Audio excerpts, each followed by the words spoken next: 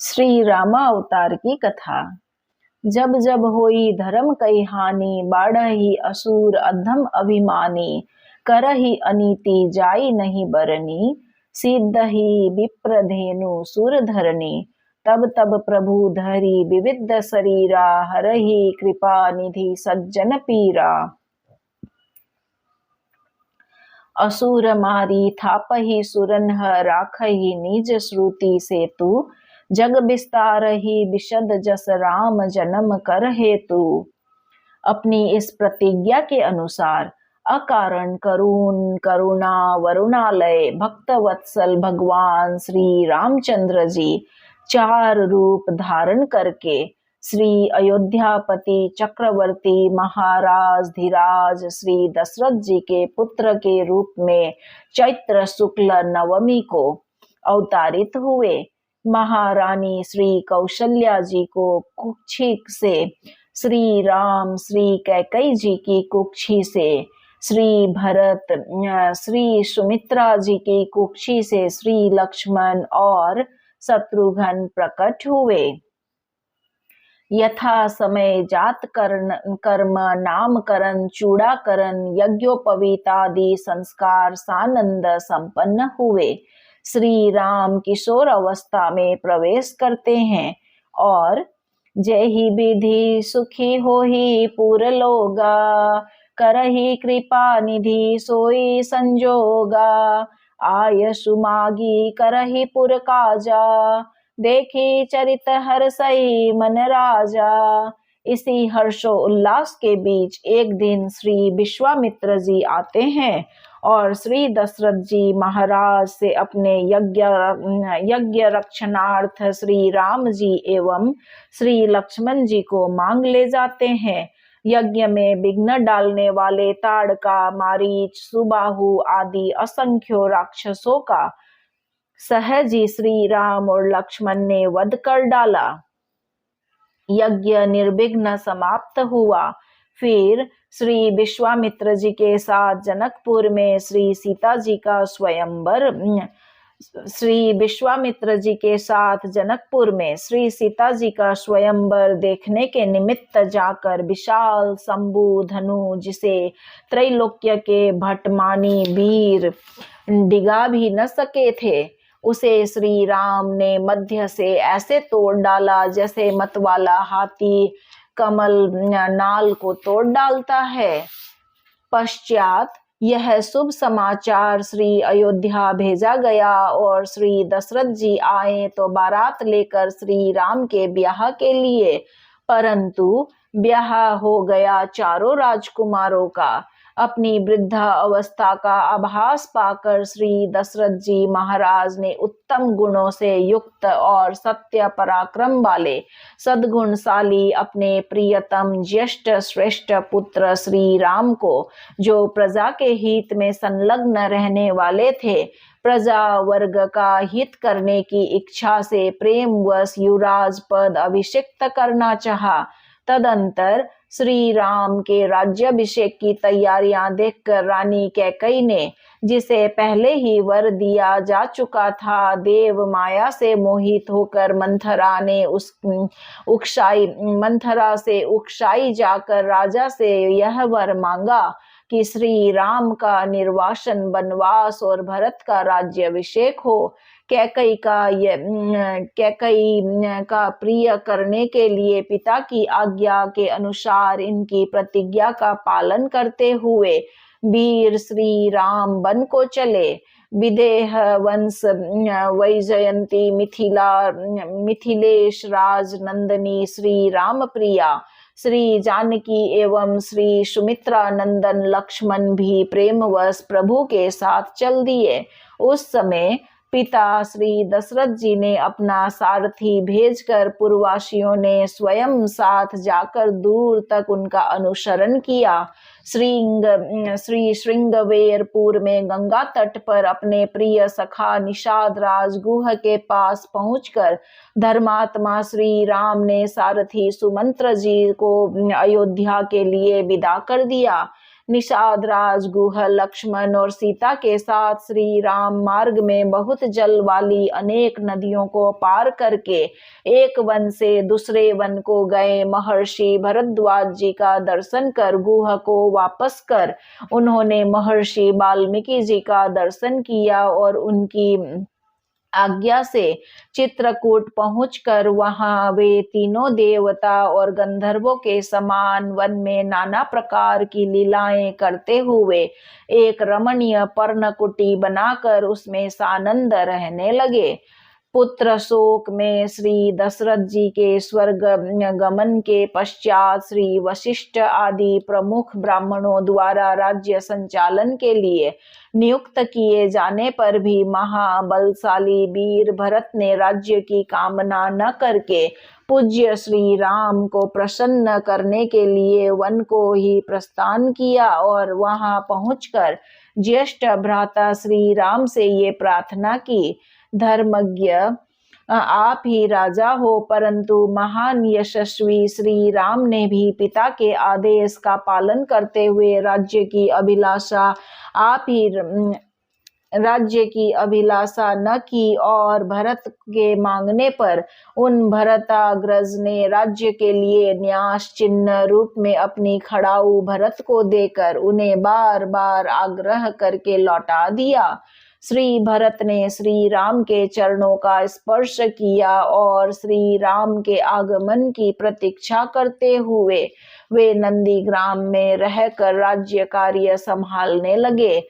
श्री भरत के लौट जाने पर सत्य प्रतिज्ञ श्री राम ने वहां पर नागरिकों को पुनः आना जाना देखकर उनसे बचने के लिए दंडकारण्य में प्रवेश किया।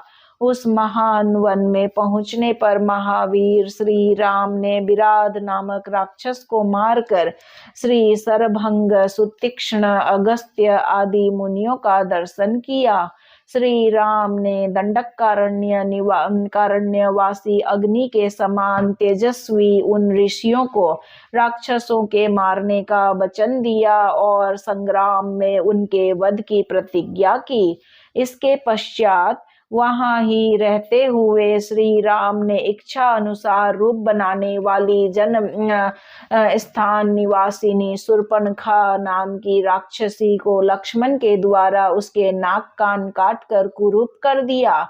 पश्चात शूर्पणखा के द्वारा प्रेरित होकर चढ़ाई करने वाले खरदूषण, त्रिशिरादि 14,000 राक्षसों को श्री राम ने युद्ध में मार डाला।